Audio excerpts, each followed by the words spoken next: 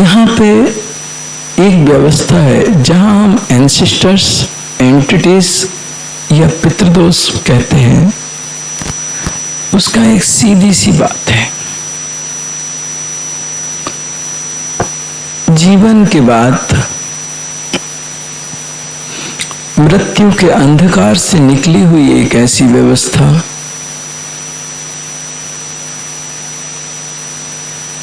जो हमारे जीवन से जुड़ी हुई थी और अब उसने एक भयंकर स्वरूप रख लिया है, भयानक हो गई है वो।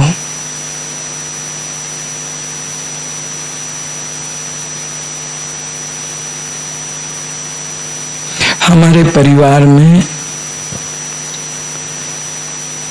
हमसे जुड़े किसी व्यक्ति की मृत्यु हो गई, वो चाहे हमारे पिताजी के पिताजी हों, उनके भी पिताजी हों, उनके भी पिताजी हों, 7 पीढ़ी तक आपके जो एंसेस्टर्स होते हैं वो आपके साथ जुड़े होते हैं।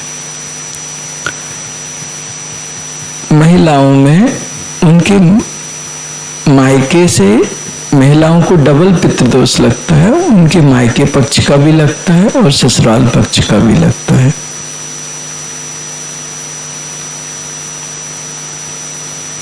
और आप चाहो या ना चाहो, 7 पीढ़ी के पितृ अगर उनको तकलीफ होती है तो वो तकलीफ का एक हिस्सा आप तक आता है।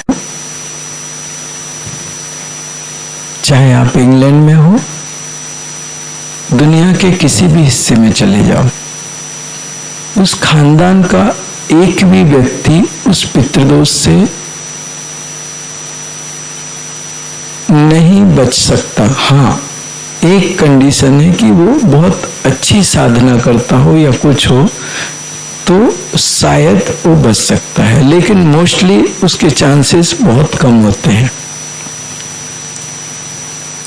एक परिवार में 6 भाई हैं और 6 अलग अलग रहते हैं, सबको जाएगा वो, किसी को कम किसी को ज्यादा, लेकिन जाएगा सबको। ये बात आप समझना, एक एक स्टेप समझना, क्योंकि आपको फॉलो करना पड़ेंगे। ये बात समझ आई? फर्स्ट स्टेप कि अगर पितृदोष है तो वो पूरे खानदान को लगेगा, किसी को नहीं छोड़ेगा। हाँ, उसकी इंटेंसिटी किसी में ज्यादा होगी, किसी में कम होगी, लेकिन होगी सब में। ये पहली बात। दूसरी बात,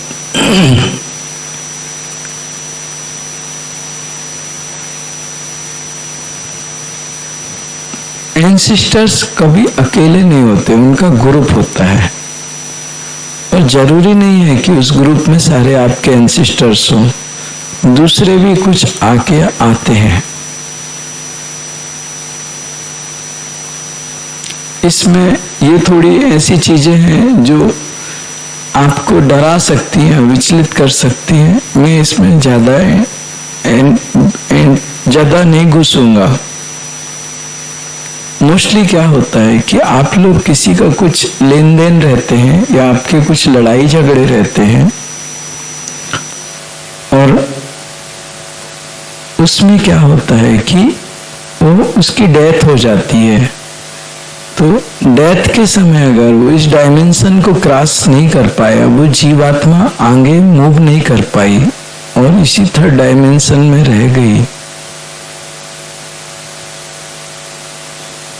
तो उसके मन में आपके प्रति क्रोध होता है कि इसने मेरे साथ ऐसा किया, इसने मुझे तकलीफ दी, और वो जीते जी आपका कुछ नहीं बिगाड़ पाया, तो उसके अंदर जो क्रोध रहता है, उस क्रोध के साथ वो वापस आती है वो जीवात्मा,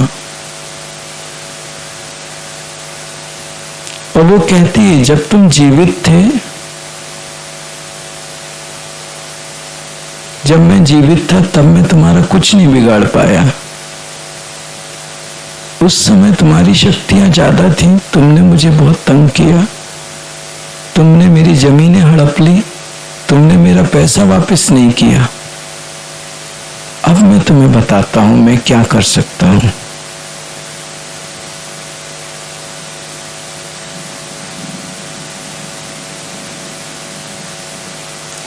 और वो वापस आता है।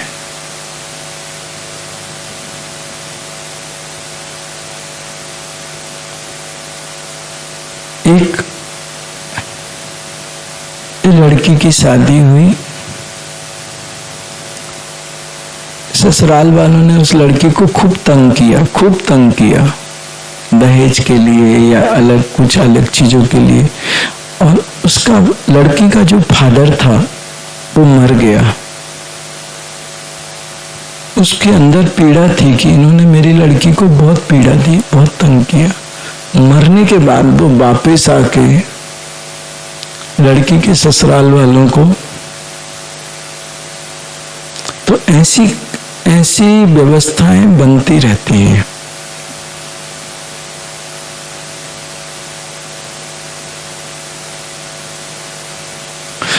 आपके लिए मृत्यु एक ऐसी व्यवस्था है जहां सब कुछ खत्म हो जाता है, ये आपकी सोच है। मृत्यु के बाद सब कुछ खत्म नहीं होता। मेरे हिसाब से सिर्फ 8% आपकी व्यवस्थाएं खत्म होती हैं। मेरे हिसाब से सिर्फ 8%। 92% आपकी जीवात्मा के साथ ट्रेवल करती है। % कर दूं, 6.75 कर दूं, 8% भी ज्यादा है।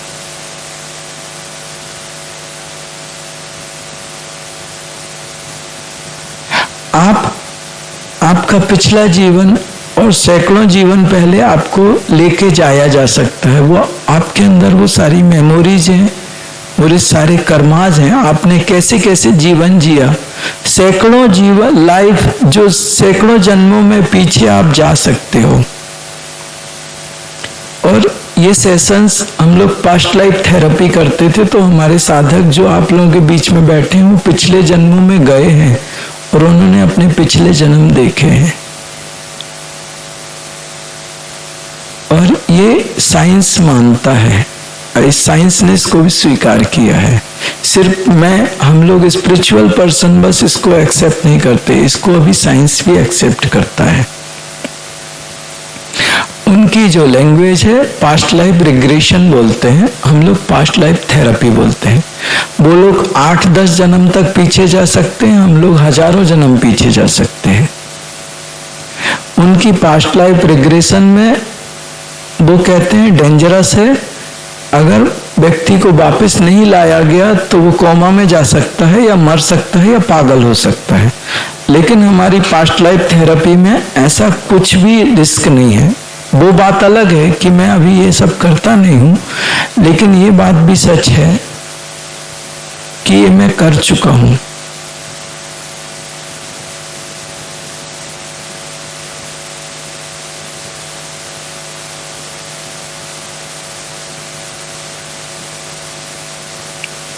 आप अपने जीवन का सिर्फ 6 से 7% हिस्सा ही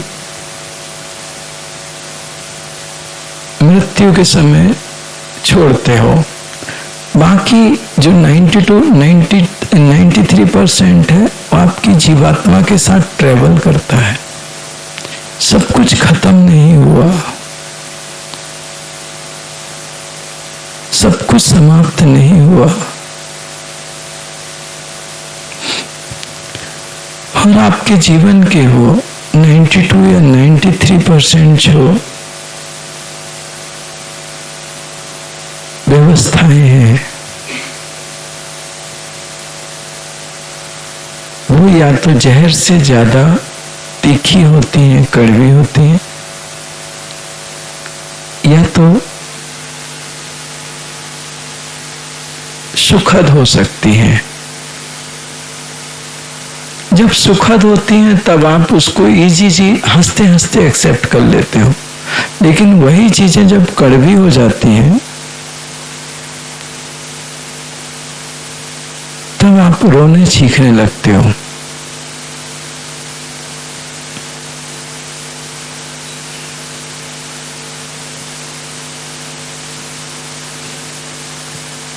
तो इसमें सेकंड फैक्ट्स जो मैं बोल रहा हूँ वो ये है कि एंसेस्टर्स आपके भी हो सकते हैं और जो नहीं है वो भी हो सकते हैं, ये सत्य है। थर्ड,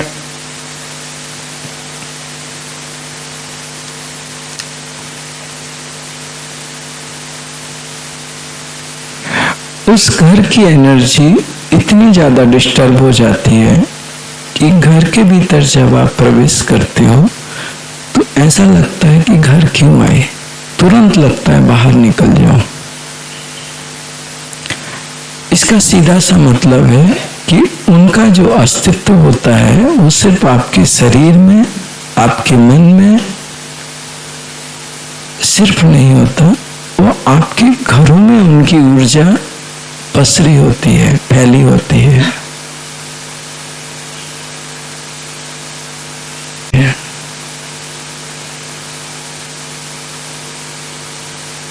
आप कितना भी वास्तु कर लीजिए, और ऐसा नहीं कि आप लोग हमेशा पूछते हो घर बदल दें, नहीं, वो घर की चीज नहीं है, वो आपके जीवन से जुड़ी हुई चीज है। आप दूसरे घर में जाओगे वहां पे भी वो ऐसे ही होगा, सेम होगा। इस बात को आप अच्छी तरीके से याद रखिए। और जहां आपकी दिल और दिमाग कहे कि ये गलत है, वहां पे खड़े होके मुझे बोल देना, मैं साबित कर दूंगा।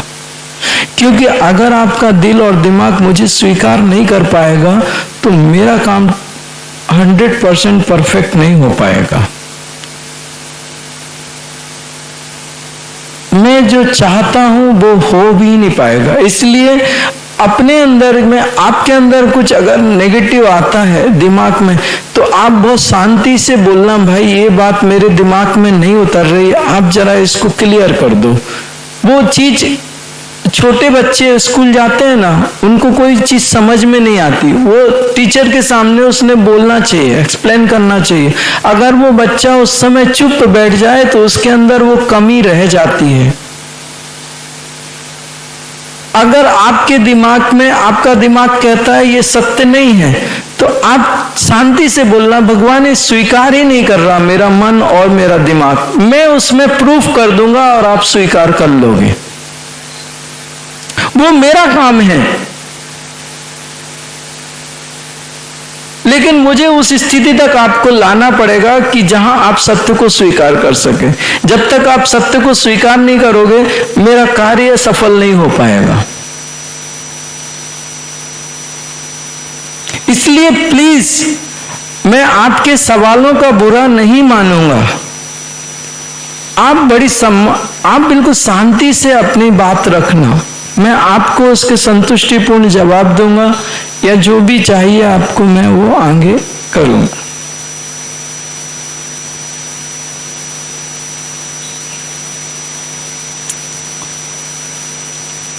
चुपचाप मत बैठना।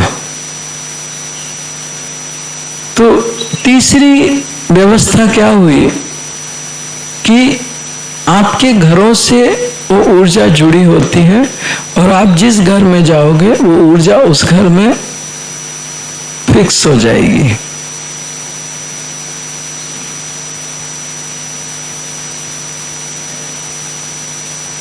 चौथी बात, उसके इंडिकेशंस क्या है पितृदोष के।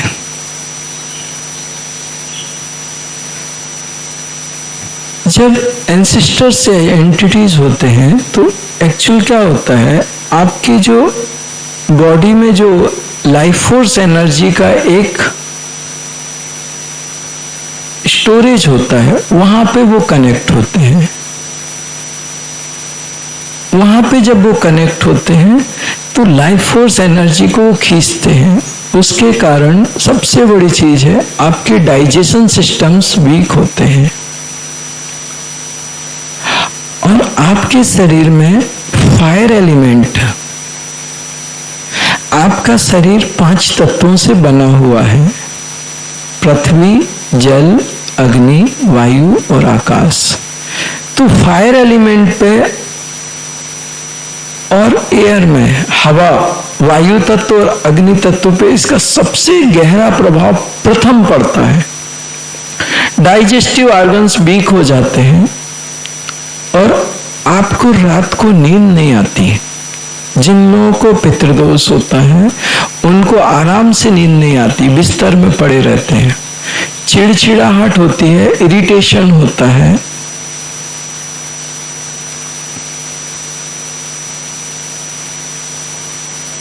यहाँ आंखों के नीचे बहुत ऐसे लंबे काले धब्बे होते हैं, ऐसे काली। आपको लगता है धूप के कारण होता है, अगर धूप के कारण होता तो पूरा चेहरा काला होता। इंडिकेट करता है कि आपकी लाइफ फोर्स एनर्जी बहुत कम है।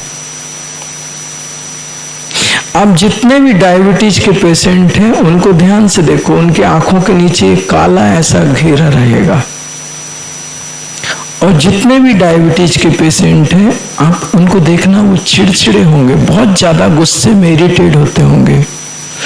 और जहां डायबिटीज है आप देखो 99% सारे लोगों के घरों में सब लोगों का डाइजेशन सिस्टम खराब होगा। मोशन की प्रॉब्लम होगी, पेट साफ नहीं होगा, नींद नहीं आती, घर में अशांति रहती है, एक दूसरे के लिए लड़ने झगड़ने को खड़े रहते हैं, बिना कारण गुस्सा आती है, मतलब कोई रीजन नहीं, फिर भी सामने वाले को देख के गुस्सा आएगी, क्रोध आए, ऐसा लगेगा कि बस कूट डालो। ये इंडिकेशंस हैं पितृदोष के।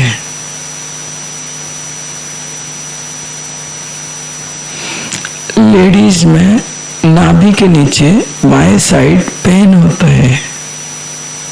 ऐसा नहीं सबको होता होगा, लेकिन ऐसा होता है। अगर बहुत पुराना पितृदोष हुआ, 15-20 साल हो गया है, तो ये होगा ही होगा।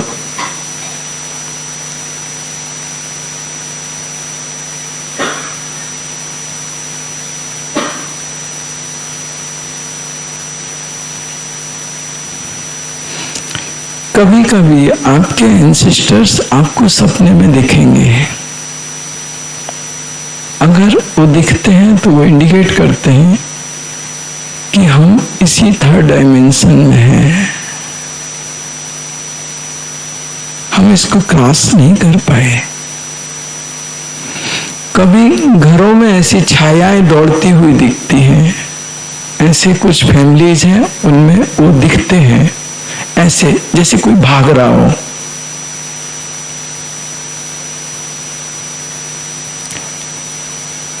यहां तक कि वो सीने पे बैठ के गले दबाते हैं, यहां तक रात को आपकी उनकी आवाज नहीं निकलती है।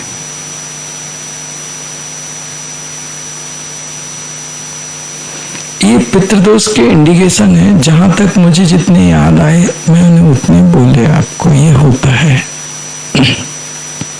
पितृदोष के साथ। जहां पितृदोष होता है उस घर में एक्सीडेंटल केस ज्यादा होते हैं, कोई गिरता रहता है, कोई उठता रहता है, और सारे घर में बीमारियां होती हैं और दवाइयां वहां पे नहीं लगती। आप कितनी भी दवाई ले लो उसका रिजल्ट नहीं आता।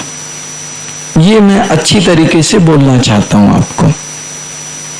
कोई बीमारी है, दवाई लेते रहो, रिजल्ट नहीं आता। हाँ, वो बात अलग है, आप पेन किलर ले लो तो पेन किलर से क्या होता है कि आपकी बॉडी और आपके ब्रेन का जो कम्युनिकेशन सिस्टम है उसको उस समय ब्रेक कर दिया जाता है थोड़े समय के लिए, लेकिन वो पेन खत्म नहीं होता।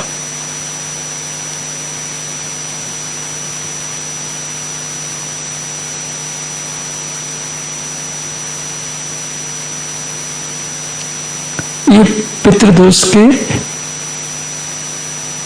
कुछ ऐसी चीजें हैं जो जिन लोगों को होता है तो ये कुछ कुछ ऐसा होता है। किसी को कुछ होता है, किसी को कुछ होता है, और किसी को सब कुछ होता है।